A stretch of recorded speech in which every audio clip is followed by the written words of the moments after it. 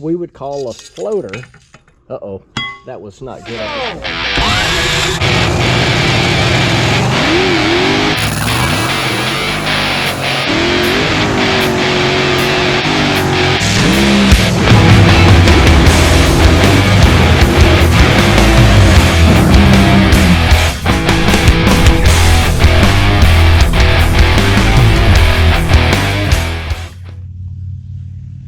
Come here, rat dog. My little rat dog. So I call Millie rat dog because she kind of looks like a rat. Out here getting the QuickTime bell housing, all the alignment right for the Silver Sport Magnum 6-speed transmission. So what I've been doing is essentially getting the bell housing centered with the center of the crankshaft. Silver Sport sends you some really good instructions for doing this. They've also got a really good YouTube video. Truth be told, I read the instructions while I was on the airplane going to the last race, but I have referenced the YouTube video multiple times. I am going to give y'all a quick rundown of what I did. Sorry, I'm gonna rattle the camera here for just a moment. So what I did is put a dial indicator on the flywheel, rotated it 360 degrees, and just made a 0. Set my dial indicator at 0, rotated all the way around, made a 0. Then, it's much better if you got somebody to help you do this, but I turned it in quarter increment turns until I found the high spot and the low spot. And at that point, you knock the stock dowel pins out. Silver Sport sends you some dowel pins that are offset, and you just figure out the math in between, and you need to get this within 5/1000ths of an inch for the Tremec transmission. And I've already done this, so you can see that I ended up at 4/1000ths plus 4 right there by putting a 7/1000ths dowel in. You can see right here this dowel pin is pretty cool.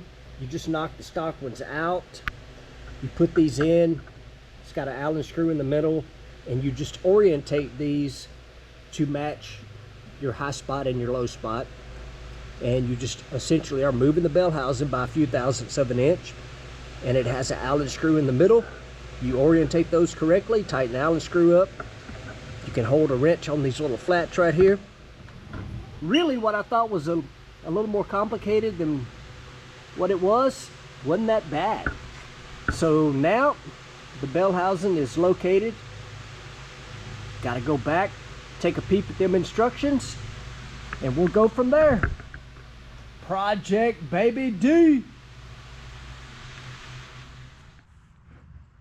All right, folks, I kind of showed you this just very briefly when we were unboxing all the goodies that came in for BabyD. But this is a McLeod RXT clutch. It is a twin disc. So this thing is got 2 discs. Top Fuel Car's got 6. I'm kind of familiar with the multi-disc clutch, but have no clue how this all works for a street strip application. This thing I do know is capable of handling up to 1,000 horsepower, and that'll be below what BabyD and the little Arrington 5.7 Hemi's going to make. We're not trying to make 1,000 horsepower with this thing, but it's a really nice piece. I'm going to read the instructions and get this thing installed on the back of our motor over there. Got the flywheel on, got the bell housing centered up from QuickTime. Let's take a look at this McLeod RXT clutch. All right, so this is a diaphragm type clutch, and from what I've read about, it is supposed to have a really easy pedal touch, which I like that idea. So it is a couple of pieces to this. So this is the surface that disc number 1 will ride against. And I did show you on the last video that it has got these ceramic pucks, pads, whatever you want to call them. And so that is disc number 1. Got it marked real nice and easy to keep up with, flywheel side. And so this is something that's pretty cool with the McLeod. So this is a ring that bolts to the flywheel. And in the Top Fuel world, this is called a floater. In the Top Fuel car, like I said, we got 6 discs and 5 floaters. And in the Top Fuel car, where we're trying to wear a lot of clutch or not wear a lot of clutch, whatever the case may be, we actually have slots that are put in there by the manufacturer to either cut more of the disc material away or not cut as much away, according to what Mike wants in the car for clutch wear. So that piece we would call a floater. Uh-oh, that was not good. I just dumped washers off of there. I know all that stuff needs to stay in place, so I'm not going to flip that over, and I will put those washers back where they came from. And so this is disc number 2, and same as the other disc, it is marked flywheel side because they do have to go in particular order. So this is a super nice clutch from McLeod, the RXT, rated at up to 1,000 horsepower. Supposed to be easy to push the pedal in. I like that. This is going to be cool. Got to do a little bit of learning, figure out the installation, know how to do a Top Fuel clutch, but this is new to me, so let's get the clutch installed. Let's get started. So step 1, because this is a brand new flywheel from Silver Sport, they need cleaned a little bit. You don't want any oil. What I do with my brake clean? Millie girl, what are you doing?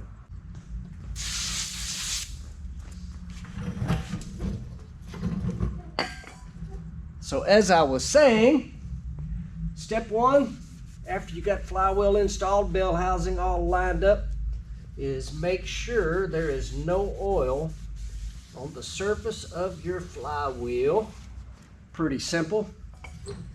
Greatest stuff ever made. Greatest stuff ever made. I can't seem to do anything without the OCRC brake clean. Okay, flywheel side. Oh, also the McLeod came with an alignment tool. Actually come with several of them, and you just gotta find out which one fits your pilot bearing. So that is that. Step 1. Now time to read more instructions. Okay, so the next step is to install this adapter ring, which is what houses the floater. And again, I'm not exactly sure that is what this is called, but in a Top Fuel car, that is a floater. And yes, I got a big old nice shop, but I really don't know where to put the motor. I almost put it on a table, but at the same time, if it's sitting on the floor here, I'm planning on putting the bell housing back on, installing the transmission to make sure that everything is correct before we attempt to even think about putting the Hemi and BabyD here. But I can tell you this, I am impressed with how nice all of these pieces are that came with this kit. It is super, super nice. So now, all I gotta do is evenly tighten these up, torque them, and move to the next step. Okay, got the adapter ring torqued on, ready to go. Disc number 2. Got the alignment tool in there. Just get it lined up with the disc closest to the flywheel, and I got it marked flywheel side. Now we got to put the pressure plate on. So these pressure plate seems to be very important that you put it on in the same spot, so it comes marked with a white mark here and a white mark on the adapter ring. So that obviously goes right back in the same spot. And all I gotta do is get it bumped up on there. And that's it. Bolt all this on here, and I think there's a couple more things we gotta check, but man, what a nice, freaking awesome unit. McLeod RXT. McLeod RXT. I can get that out here in a minute. It's hot out here, y'all. Sweating out here. Hadn't got any fans blowing because I want you guys to be able to hear me. So we're all torqued up. Needed to make sure that the alignment tool comes in and out, and it does. And it looks like the next thing we need to do is take a straight edge and make sure none of our fingers are sticking out. But I think that's kind of it. It's the McLeod RXT dual disc clutch with BabyD. Man, this thing has completely gotten out of control, and I'm blaming each and every one of you. That's all there is to it. Let's keep rolling. All right, bell housing is installed. Next up, the Tremec 6-speed Silver Sport transmission. Now here's the thing. I'm trying to decide, do I want to tackle this by myself? I probably will. Then we get into something that I'm actually a little nervous about. Got to get out the instructions on it too, is the hydraulic throwout bearing. Don't really know anything about that, but we're going to learn, going to figure it out. But I'm really wanting to get the transmission and just stick it on the back of the thing and see what it's all going to look like. Pretty excited, but I can tell you the first thing I'm going to do. This right here, all this stuff laying everywhere, makes my OCD kick in. So I'm going to stop for a few minutes, put everything away, and I already know the majority of it has got to come right back out, but can't help it. It is who I am. I like things neat and clean and put away, but sometimes you gotta stop and put it all away so you can get it all right back out again. But next up, probably just try to make sure the transmission bolts in, make sure the discs are lined properly, read the instructions on the old hydraulic throwout bearing. Man, I hate to say it, but I feel like we're kind of getting close here. This is getting pretty serious. All right, I'm gonna clean up. I'm rambling, procrastinating, but it is bugging me. Time to put the tools away. I'll be right back. Okay, so I thought of something I'm gonna do while I'm starting to put things away. I actually put a couple questions in my phone that I'm going to answer while I'm putting some tools away. Gary Rice asked, why is a breaker bar put on the engine at the end of a run? Good question. It's not a breaker bar, it's a torque wrench, but the reason that is done, because nitro is really stable fuel. Like if it's just in the jug or whatever, it's not really that dangerous. Gasoline's actually far more dangerous than that is. But if you compress nitro, then it becomes pretty powerful, nasty stuff.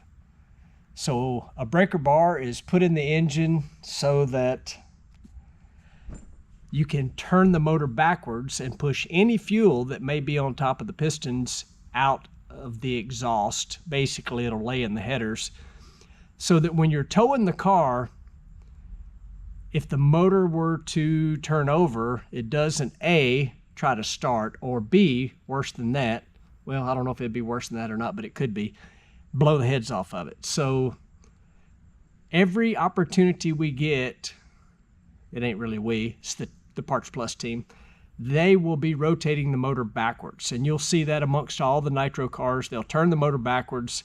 If there's any fuel laying in there, they're pushing it out the exhaust so that if the motor were to turn over the correct way, it will not get in a compressed state and go boom. So there you go. Thanks for the question, Gary. All right, I snuck off and had a little dinner. Had some good old, I don't want to call it Memphis barbecue, good old Millington, Tennessee barbecue. And I was thinking about, said something about picking this transmission up. I can do it. And I don't remember, I think it's a Richard Pryor line, maybe doing Mudbone, I can't remember, but old man didn't get to be old being no fool. And so here's what I've done. Use the old cherry picker, some straps, and I am picking that Magnum right up out of there because now I have got to do some measuring to make our hydraulic throwout bearing work correctly. Again, ain't never done none of this stuff. Top fuel car is quite a bit different than this, but we're going to get it figured out. So far, so good. Got the bell housing centered. The QuickTime bell housing is on there, centered up, ready to go. The McLeod clutch is in there. The 2-disc RXT clutch is all centered. Now we got to do some measuring and get our hydraulic clutch going. So let's get that done. All right. I'm going to tell the truth. So I didn't quite understand. I knew how to measure. So you got to have between, let me double check and make sure, but I think it's, let me flip my instructions back open here from Silver Sport. You've got to have between 125 and 375 from the back of the bell housing. You measure to the pressure plate, and then you compress the throwout bearing and you measure to the mounting surface of the transmission. So I did all that last night by myself, and I couldn't quite get it in my head because nothing I've ever worked on has the throwout bearing right against the fingers of the pressure plate, because this means the bearing's going to turn all the time. So it's pretty late. So I text my buddy David Freiberger. He's a West Coast guy, so I knew I could text him. We're talking, this is, I don't know, 10, 11, maybe later, Central Time. And he's like, yeah, I don't know. I think you're doing something wrong. And I kept thinking I could text maybe my guy, my buddy at Silver Sport, Jeff Kaufman. And I thought, no, I know he's on Hot Rod Power Tour right now. I don't know, it's pretty late. I'm like, all right, maybe I will, I'll just call him tomorrow while he's out on Hot Rod Power Tour. So I just happened to get over it. Like, all right, I'll just gotta wait till tomorrow. I gotta call Silver Sport, figure this out. I get a phone call from Brent, PFI Speed. I'm like, you know, any way I check and measure this, the throwout bearing is going to turn. And he's like, yes, that's what it's supposed to do. It is a constant pressure throwout bearing, I think's the term for that. So guess what? Been doing a few other things today, but check that out. We are bolted up with the Silver Sport Magnum Tremec 6-speed QuickTime bell housing, McLeod clutch, the Arrington frickin' Hemi, and all of the Holly relocation stuff. It's got a belt on it. So we are like sitting here, I think, ready to put in. So here's my next dilemma. Ooh, I'm trying to turn this thing over. My next dilemma is, do I pull the transmission back off, put the motor in, which I've done over and over and over again, or do I pull the front cap off of BabyD over here and insert the whole thing? Again, I can go grab Donna every now and then to help me out, but I have multiple thoughts on this. One, you know, I've put piles of transmissions in from underneath on my back.